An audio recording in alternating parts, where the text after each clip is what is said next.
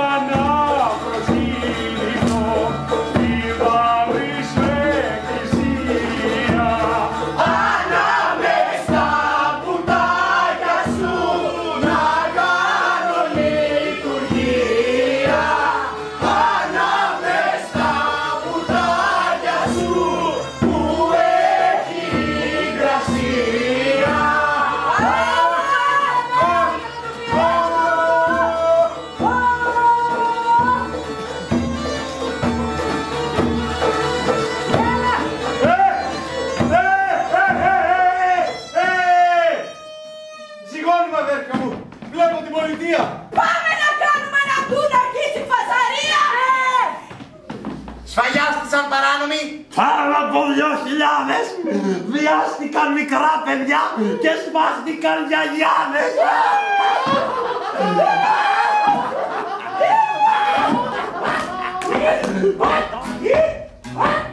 Κουρίκια! Ένας άγγελος,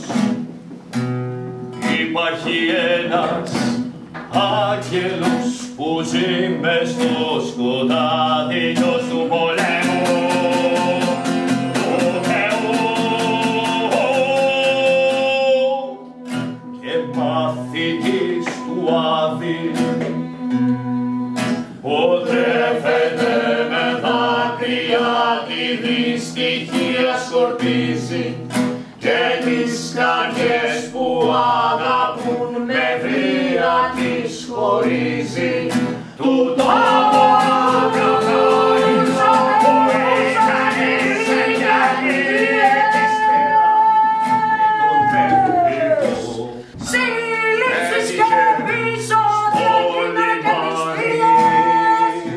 Για αυτό συμβουλεύσεις απαγορεύεις τον τρόπο να κυκλοφορούν άνθρωποι και γυρεύεις στα σπίτια σας να μείνετε ώσπου να ξημερώσεις για να παλιάσουν δικό της ευθύς να τους προδώσει.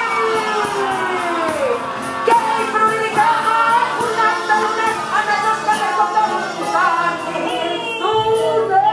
Δεν είναι πιο μεταξύ να βρέξουμε τα χείλη και να τα πούμε ήσυχα. Να πάμε και στα φίλη. σαν είναι ο έρωτας Θεός στο πολέμο ναυτίο. Υπάρχει μια θεότητα κατά τον προνομίο. Αυτή την εξέγερση κι άλλη την δικαιοσύνη και μιλαδεύουν οι λαοί με κοινοπτικοσύνη. Η προαιώνιμη ευθύνη με την υποκρισία.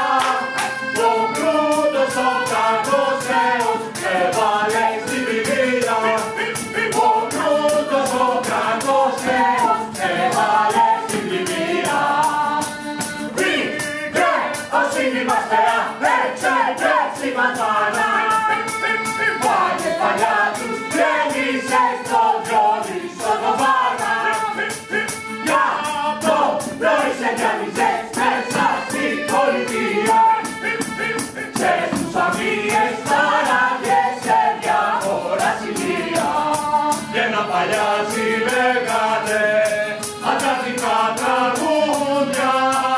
Χορεύαν και τραγούδαν σε